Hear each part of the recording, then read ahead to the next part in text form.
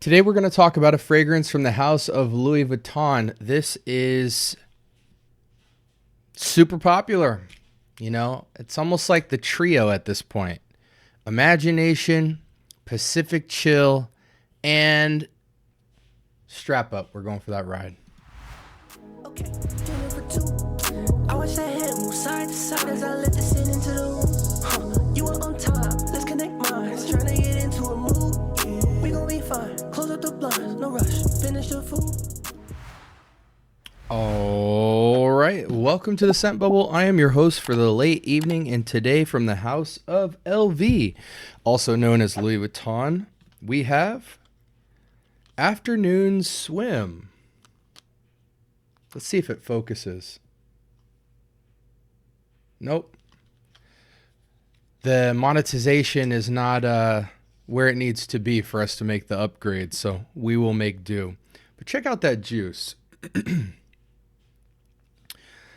Yeah, so Imagination, Pacific Chill, Afternoon Swim. I mean, there's others, right? L'Immensité, Meteor, what is it? Drunken Lovers, Ombre Nomad. There's a lot of other popular ones, but those three, especially in the inspiration category, seem to just make these three stand out above the rest in terms of name recognition.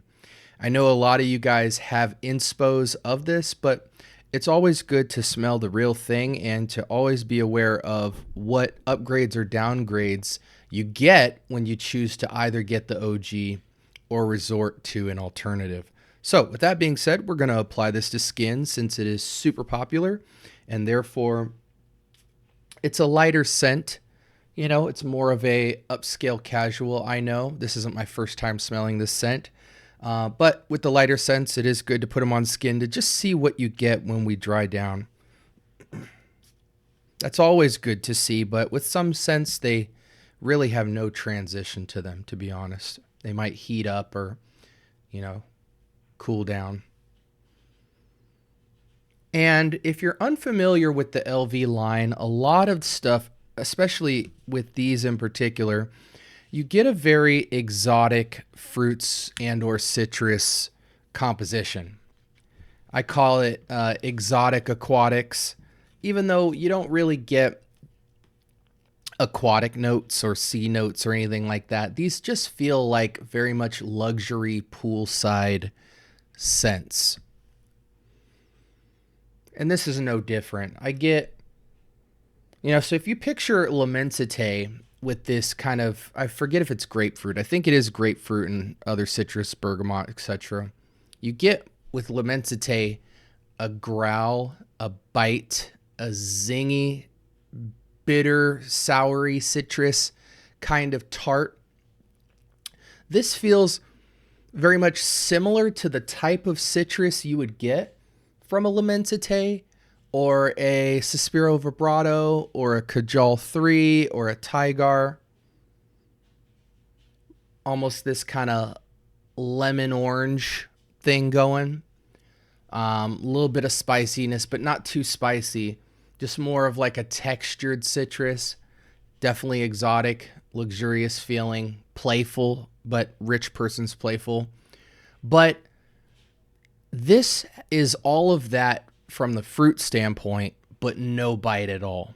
This is extremely playful, not a ton of texture, just this robust, juicy fruit citrus type of composition. But if you're familiar with any of those other ones that I named, picture the kind of juicy punch that those have without really any kind of growl or texture or character to it other than the citrus itself. It's slightly, it's decently sweet, 4 or 5 out of 10. Juicy citrus, picture the oranges and the lemons being squeezed over you and that whiff of just that pungency while still being light, airy, and crisp. Get a little bit of amber, a little bit of sweetness in it. It's quite simple. I don't imagine this would have many notes at all. Let's go ahead and switch screens here. 4.4 out of 5 out of 3,600 votes. It's really hard to judge because we say things like mass appeal, right? But the reality is, how did the fragrance become mass appealing? The assumption is that it's the scent, right? But a lot of times name recognition can make a scent super purchased and bought, but not necessarily be indicative of people's preference about, oh, I love this smell more than anything else. So you have to read this rating with a grain of salt, but 3,600 votes is substantial. Afternoon Swim was launched in 2019. It is unisex, and the notes are, oh, here we go. Man, I know what I'm talking about sometimes, man. Let me tell you. Mandarin orange, Sicilian orange, bergamot, ambergris, ginger. Not a lot of ambergris to me personally. This is just seaside citrus. Orange, lemon. The ginger, I really don't get that kind of effervescent or bubbly ginger that I'm used to getting, that kind of, spice kick, spiced fruit feeling or spiced citrus feeling. What the ginger does here really is just make everything brighter and juicier. It adds to the potency of the citrus. Again, it takes it from just a sliced orange and lemon on the table to somebody actually picking it up and squeezing it over the top of you. That type of pungency. But I don't really get the gingery spritz on any of this. This is extremely straightforward. Afternoon Swim is totally fitting. I see someone in like a $3-4 million home going in their backyard to their massive pool. Life's good, life's sweet. And your chef or your maid has sliced up a basket of fruit by you, made you some nice cocktails, maybe a Mai Tai or something like that, and you're just poolside. Very straightforward. I can see why so many people go after this DNA because it feels really easy to make. Even without the best raw materials, I see this being just super duplicatable. But there's no doubt that if you have the OG, which I do right here, you're in good hands. The quality is good enough. And really, when you're wearing LV, I feel like even in the apparel side, it's more of a invisible statement piece. The character of this fragrance feels very in line with the brand. Luxury, but fun and appealing to the younger crowd. I feel more of the ginger on skin, but I have to really heavy spray to feel it. Really, the dry down, the ginger goes away almost completely. The ginger is most felt in the top notes. Yeah, let me wrap this up for you guys and give you some simple takeaways.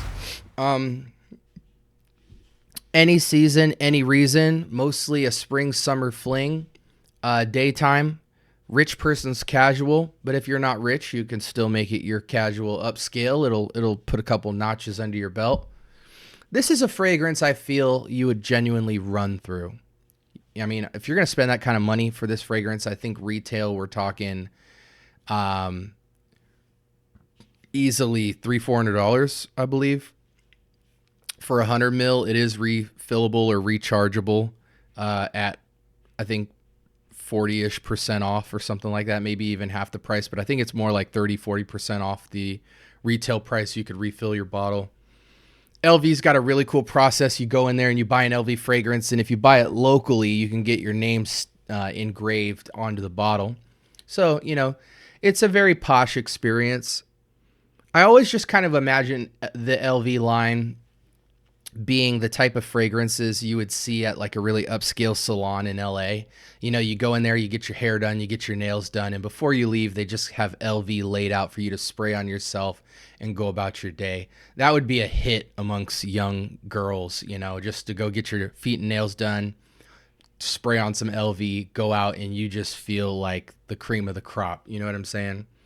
As far as fragrance enthusiasts and fragrance lovers are concerned, this feels very beginner. And by beginner, I think it's important to define that, because just because you like complexity doesn't inherently mean you smell better or worse than anybody. But in terms of being a collector and having an appetite and a palate for something new, I don't think this offers that, which is why I feel like this tends to gravitate towards college and down in terms of age appropriateness, but any age can wear it. It's fun. It's somewhat quality and upscale. And it's just you don't have to think hard to rock this fragrance. Who doesn't love citrus? Point blank, period. I don't think it's masculine or feminine. I think it's perfectly unisex. And yeah, obviously 70 degrees ish is going to be your sweet spot. The elements I feel will really destroy a fragrance like this: wind, water, snow, even autumn. I feel like would destroy this. The autumn leaves and the smell of wet rain, dampness, dewiness would kind of just dismantle this. Even like in San Diego or something like that, I feel like this fragrance just won't cut through. You'll have to spray yourself an infinite amount of times. Occasions, poolside, school, running errands. It's a great grab and go, run and gun type of fragrance. Again, what separates it from the rest is it imitates a lot of your favorite designers, but it's richer, it's juicier, it's posh-er. Alternatives, man, there's so many. Most notably, Rare Reef. That seems to be the hit, but man, I believe there's like 3 or 4 out now that are just great alternatives that really don't fall short at all. They can get you about 90 to 95% in the door, and in some cases offer you more longevity. I know Rare Reef is super popular. Again, if you're a niche head or you're a collector, you may feel as though something like a Rare Reef, as well as the OG, is not that impressive. But for the people who like this kind of thing, your Dolce & Gabbana Light Blue, your Dolce & Gabbana Forever, your Versace Pour Homme, your Dylan Blues, just your Fruit Splash specials, this does stand significantly above the rest, and rightfully so for the price point. Sprays, I'm going 10 plus. I mean, I'm not even counting. I'm just going to make an aura of mist around me and walk straight into it. I think a fragrance like this could really benefit from oils. If you can get yourself somewhat of a citric oil, citric meaning, orange, bergamot, lemon, any kind of that stuff. Even like vetiver, to kind of have more of a Elysium approach, Roja's Elysium, which is like a grapefruit citrus basket type of fragrance, but they put amber and vetiver in the base. It kind of just makes a little more complexity to it to mature it. I highly advise that as like a layering composition. Or if you want something like this but feel it's a little too juvenile, Elysium is a great alternative, or even the Elysium Intense or Extrait, whichever is the darker blue one, would just be great. If you want to know what I feel this holds up to in terms of like Suspiro, Vibrato, and Kajal and Tygar and all that stuff, I really feel like all of those are great fragrances. Really, those other fragrances that I named feel just as juvenile as this. They just have a little bit of extra bitterized texture to them. It really is just a preference game. I don't think anyone stands out more than the other than Kajal 3, just due to the price point. You could snag up Kajal 3 for like $120 around there at discounters. And again, this one is hitting the $300-$400 mark. You might be lucky to snag it for $200-$300 depending on where you shop. But I give this fragrance an 8 out of 10. It's well above average. Not very signature. The longevity seems to not really hold up in terms of weather. It's not weatherproof, So for those reasons, I dock it significantly. And in my world of trying all the stuff that I try, this is very average feeling, but the quality is what really boosts it up for me, but not by much. So with that being said, this is Louis Vuitton's Afternoon Swim, the notorious Afternoon Swim that you guys have always talked about and thought about.